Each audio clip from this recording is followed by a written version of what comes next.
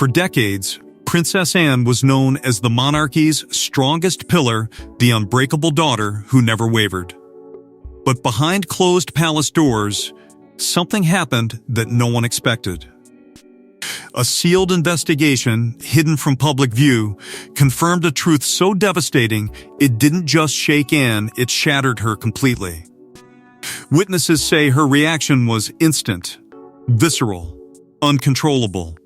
Whatever the investigators uncovered about Prince Philip wasn't just shocking, it was personal. And Anne's response terrified everyone watching.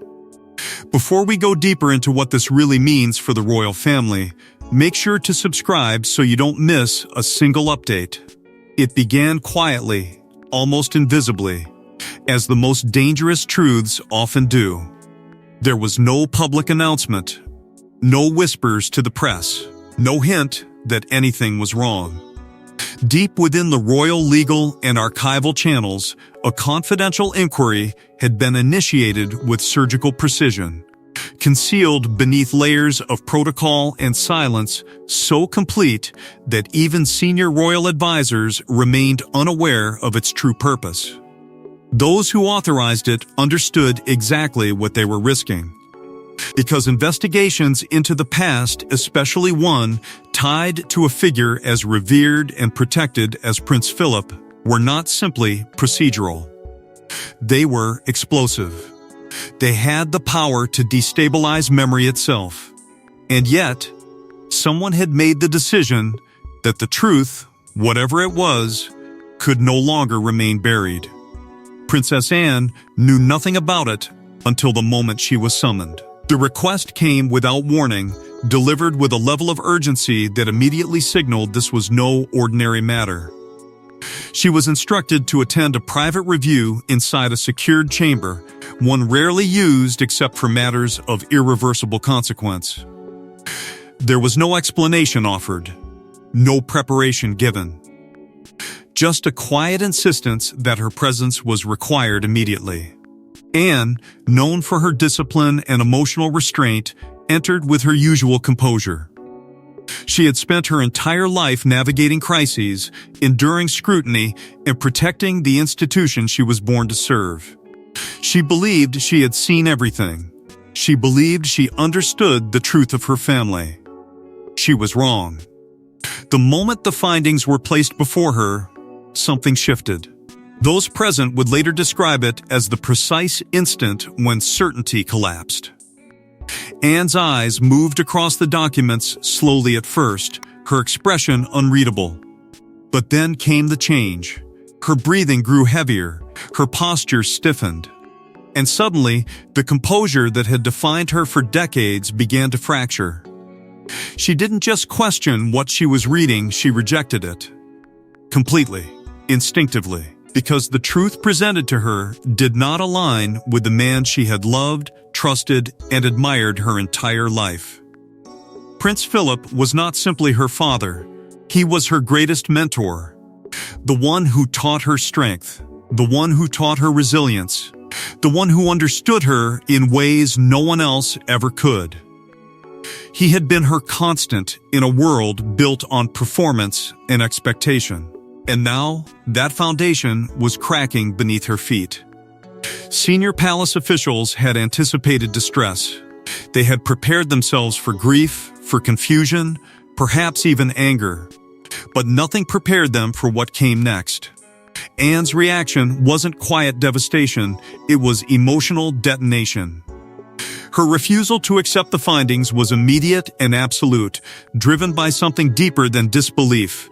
It was betrayal. Because if this was true, if the investigation had uncovered something real, then it meant Philip had carried a secret. A secret he never shared.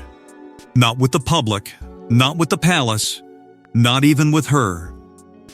And that was the part Anne could not forgive.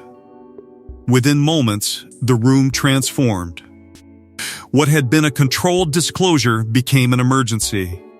Officials exchanged uneasy glances. No one spoke. No one moved.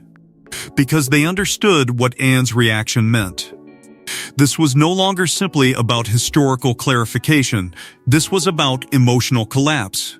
This was about identity, about trust, about the unraveling of something sacred. Orders were issued immediately. Archival materials connected to the investigation were locked down. Access was restricted. Silence was enforced. Because the truth, now fully revealed, had proven far more dangerous than anyone anticipated. And at the center of it all stood Princess Anne, no longer the unbreakable pillar, but a daughter confronting the terrifying realization that the man she believed she knew completely had lived with a hidden past she was never meant to see. But the question haunting everyone wasn't just what Anne discovered, it was why this investigation was launched in the first place, and who had dared to dig into Prince Philip's past after so many years of silence. The investigation wasn't public. It wasn't announced. In fact, it wasn't supposed to exist at all. Initiated quietly by a small circle of legal authorities and historians, its purpose was buried beneath layers of royal secrecy. But someone had found something so serious, it forced the monarchy itself to confront a past it had worked desperately to protect. And once Princess Anne learned who initiated it, her fury became unstoppable. It began with a discovery no one was meant to make. Deep within sealed royal archives vaults, so restricted their contents, were rarely touched and inconsistencies surfaced. At first, it seemed insignificant, a minor irregularity buried in decades-old documentation. But within the monarchy, even the smallest anomaly can signal something much larger. Because nothing inside those archives exists by accident. Every letter, every record, every preserved fragment is placed there with intention. And when something doesn't align, it raises a terrifying possibility that something was not only hidden, but deliberately rewritten. The anomaly itself wasn't dramatic on the surface. It was quiet, subtle, easy to overlook unless someone knew exactly what they were looking for. But one archivist noticed the discrepancy. Dates that didn't match, authorizations that didn't follow expected protocol, references to private correspondence that had no physical trace. It was as if part of Prince Philip's history existed, but had been erased from view. Not destroyed, not lost, just concealed carefully enough that no one would question its absence. That discovery triggered something far larger than anyone anticipated. Legal authorities were brought in immediately, but not publicly. Their involvement was concealed behind routine administrative reviews, masking the true nature of their mission.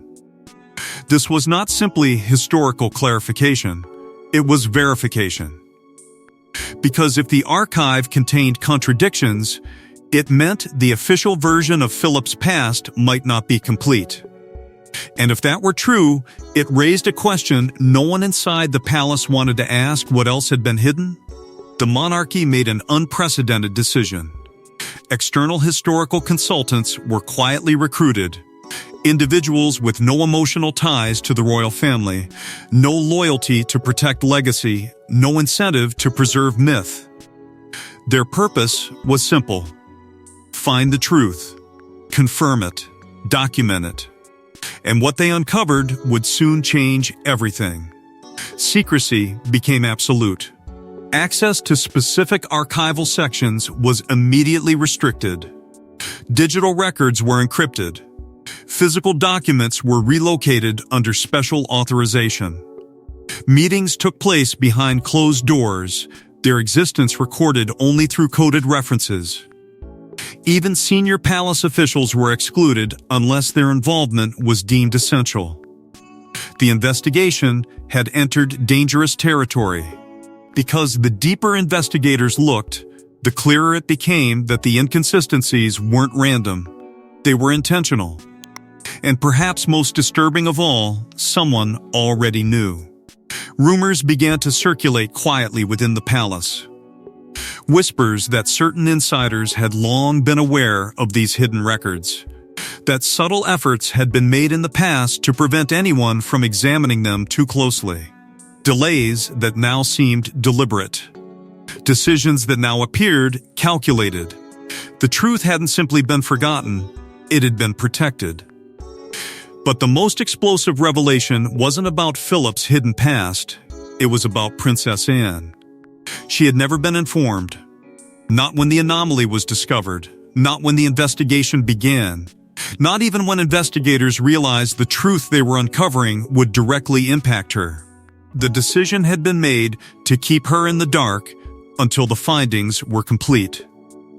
Until the evidence was undeniable. Until there was no way to contain it.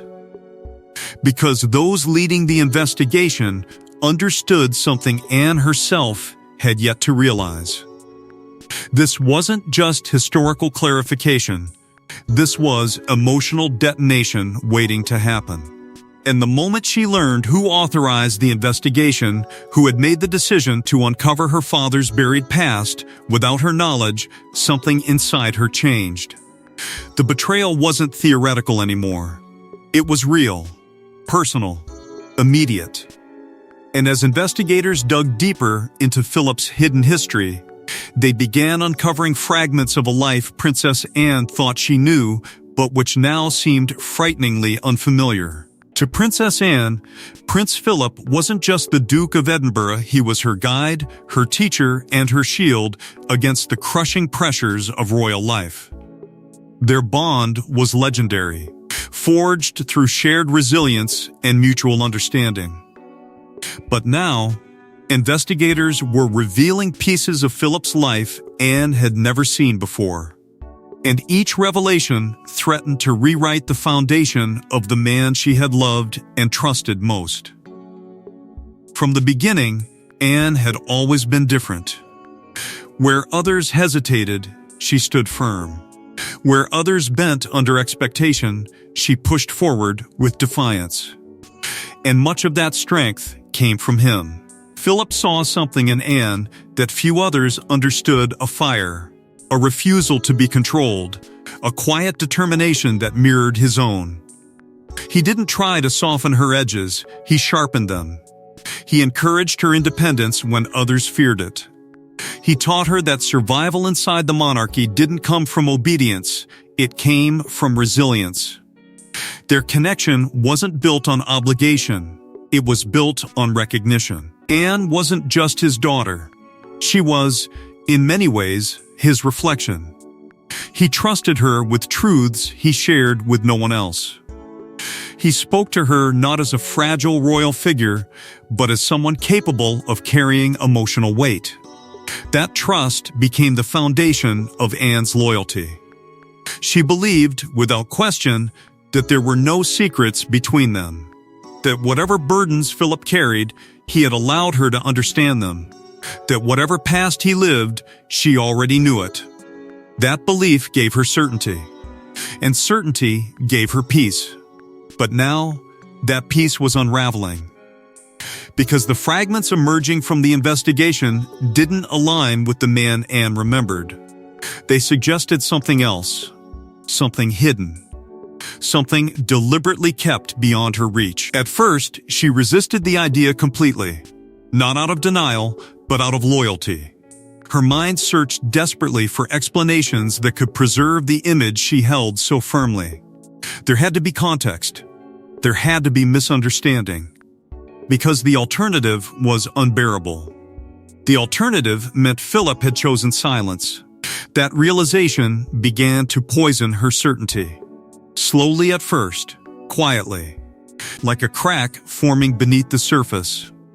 Memories she once held with confidence now carried uncertainty. Conversations that once felt complete now felt incomplete. Moments that once brought comfort now brought questions.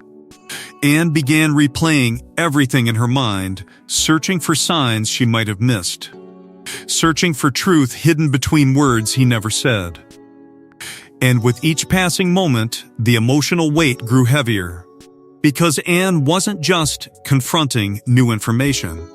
She was confronting the possibility that her father had lived with a truth he never trusted her to carry. That despite their closeness, despite their bond, There was a part of him he kept protected from her. And that realization didn't just hurt. It destabilized her. It created a quiet, growing conflict between what she felt and what she was now being forced to accept. Her loyalty demanded faith, but the evidence demanded acceptance. That contradiction became unbearable. For the first time in her life, Anne found herself questioning not just the truth, but her own understanding of it. She had always believed strength came from certainty.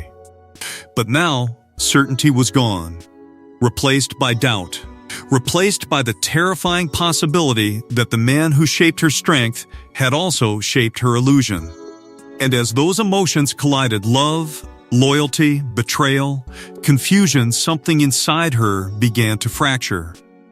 Because if Philip had hidden this, what else had he hidden? But nothing could have prepared Anne for the specific revelation investigators would present next, a discovery so shocking it changed everything she thought she knew about her father. When investigators presented their final report, the room fell silent. The truth wasn't speculation. It wasn't rumor. It was confirmed, verified, documented. And it painted a picture of Prince Philip that no one, not even Princess Anne, had ever imagined. Witnesses say Anne froze as she read the words, her expression shifting from disbelief to devastation. The hidden past wasn't just controversial, it was deeply personal, and it explained everything she never understood. The report did not speak in uncertainty. It spoke in absolutes. Every page carried the weight of confirmation, supported by evidence that could not be dismissed or explained away. Official correspondence that had never been disclosed. Personal records preserved under restricted classification. Testimonies gathered and verified independently, each one aligning with disturbing precision. It wasn't just one piece of evidence. It was a pattern. A deliberate, sustained concealment of a chapter of Philip's life that had never been shared, not with the public, not with the institution, and most painfully, not with his own daughter. Anne read every word slowly, as if her mind was resisting the meaning behind them. At first, her expression revealed nothing. But inside, something irreversible was happening. Because what the investigation confirmed was not a mistake. It was not an oversight. It was a decision Philip had made. A decision to carry a private burden alone. A decision to protect a truth he never allowed Anne to see. And suddenly, moments from her past began to rearrange themselves in her memory, no longer forming the clear, stable narrative she had always believed, but something fractured, something incomplete. The hidden chapter wasn't abstract. It was deeply human. It revealed that Philip had lived with a truth that shaped him in ways Anne had never understood. It explained the silences she had once dismissed, the distant moments she had once ignored, the emotional barriers she had never questioned. What she had interpreted as strength now revealed itself as concealment. What she had believed was transparency now revealed itself as protection, not of her, but from her. The realization hit her with crushing force. Because Anne had built her identity on trust. Trust in her father. Trust in his honesty. Trust in the belief that their bond existed beyond secrecy. But now that belief was collapsing under the weight of documented truth. And the most devastating part wasn't just what Philip had hidden. It was how long he had hidden it. Decades of silence. Decades of emotional distance Anne had never recognized as distance. Decades of carrying something he never allowed her to share.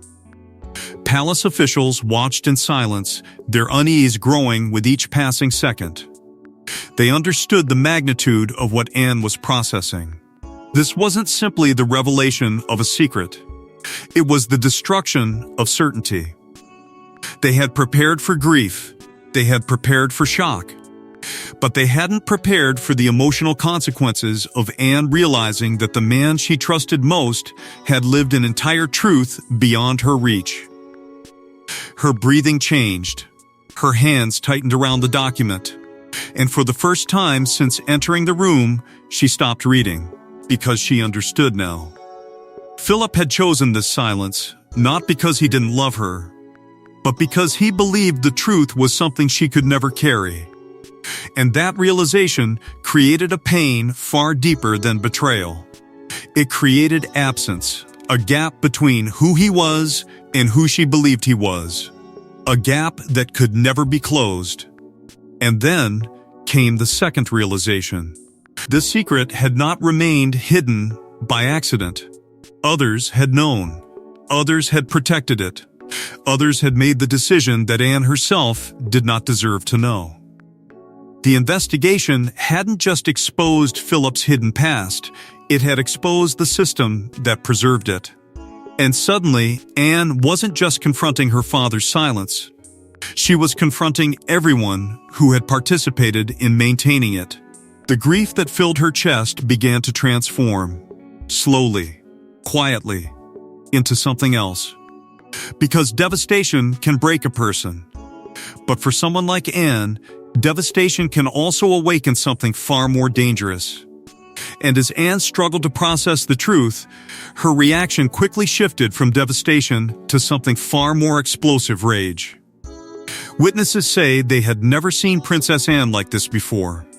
Known for her iron discipline and emotional control, she suddenly lost both.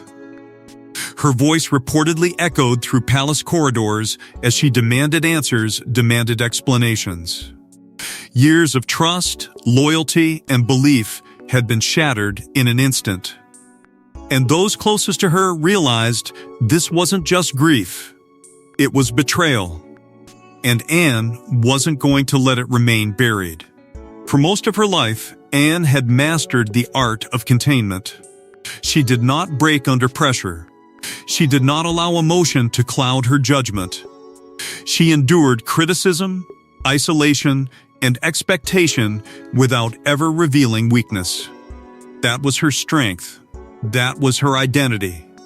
But now, that identity was cracking in real time. The carefully constructed control she had maintained for decades was slipping, replaced by something far more dangerous: raw, unfiltered truth colliding with unbearable emotional reality. Her reaction wasn't quiet. It wasn't composed. It was immediate and explosive. She demanded explanations from everyone involved. Not later, not privately. Immediately. Her voice carried an intensity that stunned even the most experienced palace officials. These were individuals who had spent their entire careers navigating royal crises, political upheaval, and institutional secrets. But they had never faced Anne like this. Because Anne wasn't asking questions as a royal figure. She was demanding answers as a daughter who had just learned her entire understanding of her father had been incomplete. She wanted names, she wanted dates, she wanted every document connected to the investigation. And she refused to accept resistance. Officials attempted to respond cautiously, carefully choosing their words, aware that every sentence carried consequences. But Anne's patience had already been destroyed. She interrupted explanations. She rejected vague answers. She demanded specifics. Who authorized this? Who knew? Who decided she didn't deserve to know the truth about her own father? Each question struck with the force of accusation, exposing the uncomfortable reality that this wasn't just about Philip's hidden past, it was about the system that protected it without her consent. The room became suffocating with tension, because Anne wasn't just confronting information. She was confronting betrayal layered in silence. She realized that for years, possibly decades, people around her had carried knowledge she was denied. They had stood beside her, spoken to her, reassured her, all while knowing something fundamental had been kept from her, and that realization cut deeper than the truth itself. Her loyalty had been absolute. She had defended Philip without hesitation, protected his legacy without question, believed in his transparency without doubt. And now she was being forced to confront the terrifying possibility that her loyalty had been built on incomplete truth. That the strength he gave her was real, but so was the silence he chose. And that contradiction ignited something inside her she could no longer suppress. Anne demanded access to everything. Not summaries, not controlled disclosures, everything. She wanted to see the original records, the testimonies, the correspondence. She wanted to understand not just what had been hidden, but why. Because the why mattered more than anything. It was the difference between protection and deception, between love and distance, between trust and betrayal. Palace advisors watched with growing fear, not because Anne was unstable, but because she was unstoppable. Her refusal to remain silent shattered the assumption that this truth could be quietly contained. Anne was not someone who accepted emotional manipulation. She was not someone who allowed others to decide what she could or could not handle. And now, she was making it clear that whatever Philip had chosen to hide, she would uncover it fully, no matter the cost. Because for Anne, this was no longer about preserving image, it was about reclaiming truth. But Anne's anger wasn't just about the truth, it was about the decades of silence that allowed it to remain hidden. As Princess Anne's reaction sent shockwaves through the palace, senior royal officials moved quickly to contain the damage. Emergency meetings were called. Confidential protocols were activated. The monarchy had survived countless crises, but this was different. This wasn't scandal from the outside. This was truth emerging from within. And if Anne refused to stay silent, the consequences could threaten the monarchy's carefully protected stability. The response was immediate, precise, and driven by fear. Not fear of exposure alone, but fear of losing control over a narrative that had been carefully protected for decades. Within hours, private communications intensified between senior advisors, legal authorities, and those entrusted with safeguarding institutional continuity. Every conversation carried the same unspoken urgency, and could not be allowed to escalate this beyond internal walls. Because once truth escapes containment, it does not return quietly. Access to the investigation findings was restricted further. Documents that had already been classified were reclassified under even tighter authorization. Digital records were placed behind encrypted layers. Physical files were relocated into secure custody, their existence acknowledged only by those with the highest clearance. The intention was clear. Limit exposure, limit access, limit damage. But they all understood the fundamental flaw in that Plan Anne herself was no longer someone they could control. Advisors approached her carefully, choosing words designed to calm rather than provoke. They reminded her of Philip's legacy, of his sacrifices, of his service. They urged restraint. They framed silence as protection not just for the monarchy, but for Philip himself. They suggested that some truths, even when confirmed, carried consequences too great to confront publicly. But Anne did not respond the way they expected. She did not retreat into obedience. She did not accept emotional containment disguised as wisdom. Because Anne understood exactly what they were doing. They weren't protecting Philip. They were protecting the institution. That realization deepened the fracture forming inside her. It forced her to confront a painful truth not just about her father's hidden past, but about the system she had spent her life defending. A system that prioritized stability over transparency. A system that had made decisions on her behalf without her consent. And now, that system was asking her to remain silent, to accept emotional devastation as the price of institutional survival. Behind closed doors, divisions began to form. Not everyone agreed on how to handle Anne. Some believed transparency was inevitable, that denying her access or attempting to suppress her reaction would only intensify the crisis. Others feared that allowing her full access to the truth would create consequences impossible to contain. They debated in private, weighing loyalty against preservation, truth against stability. But there was one fact none of them could escape: Anne's emotional response had transformed this from an investigation into a threat. Because Anne wasn't simply reacting. She was searching. She began pressing harder, requesting access to additional records, refusing to accept partial disclosure. Her persistence created tension that could no longer be dismissed as temporary grief. She wasn't moving toward acceptance. She was moving toward understanding. And understanding carried risk. Because the more she uncovered, the more she realized this wasn't just about Philip's secret.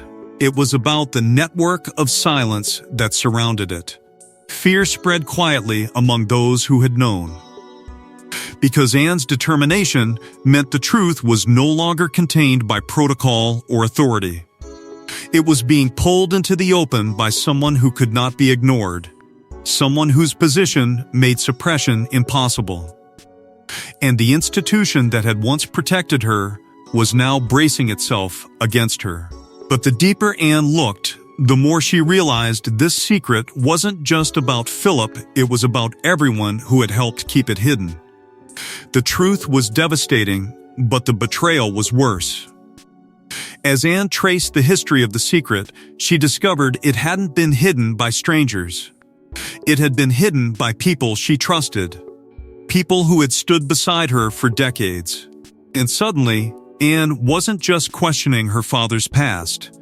She was questioning everything, every memory, every promise, every silence.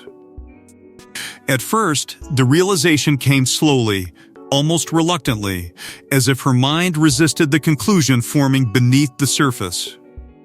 But the evidence didn't leave room for doubt. Names appeared in the margins of restricted files, authorizations signed by individuals she had known her entire adult life, individuals who had spoken to her with warmth, who had reassured her with loyalty, who had stood beside her not just as officials but as protectors. And now she understood that their protection had never truly included her. They had known.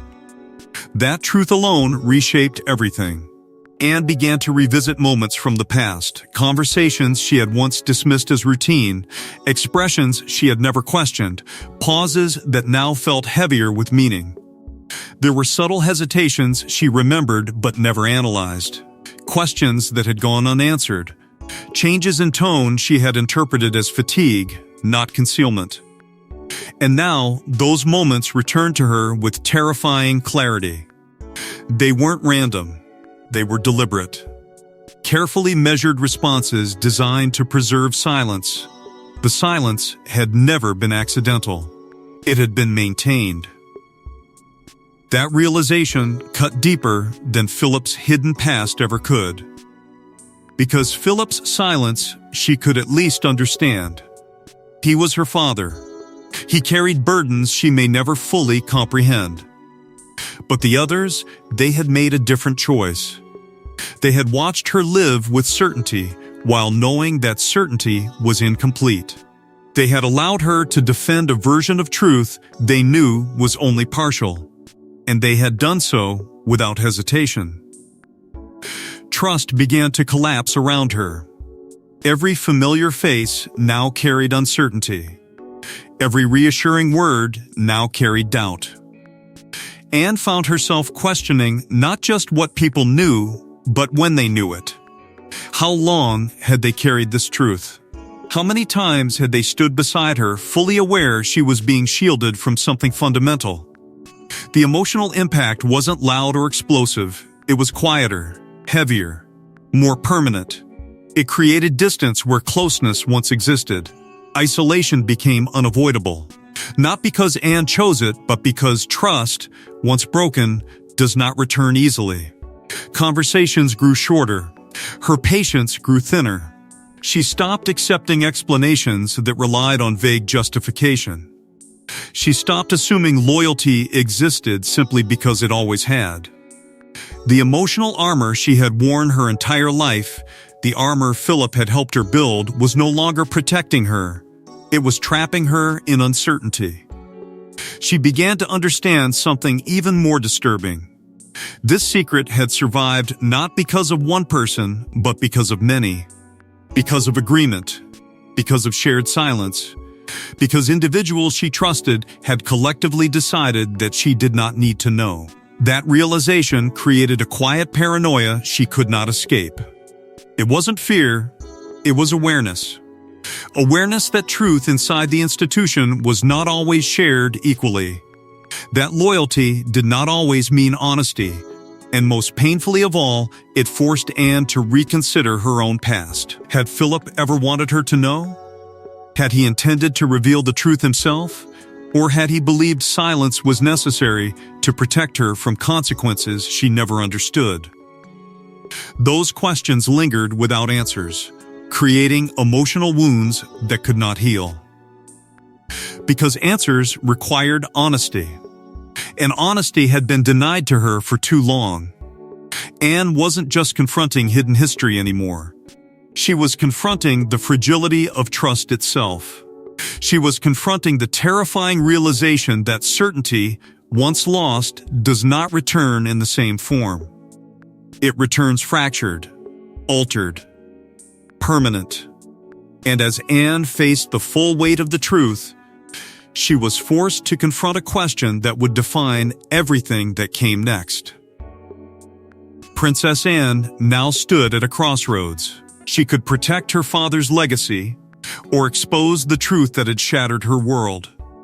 The decision wasn't just personal, it was historic. Whatever she chose would define how Prince Philip was remembered and how the monarchy survived. And those closest to Anne say the woman who emerged from that investigation wasn't the same person who entered it. The weight of that decision settled over her like something permanent, something inescapable. This was no longer about emotion alone, it was about responsibility. Because Anne understood better than anyone what legacy meant. She had lived her entire life protecting it, defending it, carrying it forward even when it demanded sacrifice. Her loyalty to Philip had never wavered, not once. He had been her strength when she was young, her guidance when she was uncertain, her foundation when everything else felt fragile. Protecting him had never felt like duty. It had felt like instinct. But now, instinct and truth stood in direct opposition. The palace made its position clear without ever saying it directly. Silence was survival. Containment was protection. They reminded her of what was at stake, not just Philip's memory, but the stability of everything he had helped build. They spoke carefully, choosing words that sounded like wisdom, but carried the unmistakable weight of pressure. Because they understood what Anne's voice could do. They understood that if she chose truth over silence, there would be no controlling what came next. Anne listened. But listening was not the same as agreeing. Because inside her, something had already changed. The certainty that once guided her had been replaced by something more complicated. She was no longer the daughter who believed she knew everything about her father. She was someone forced to accept that love and secrecy had existed side by side. That loyalty and concealment had coexisted in ways she never imagined. And that realization left her standing in unfamiliar emotional territory where every choice carried irreversible consequences.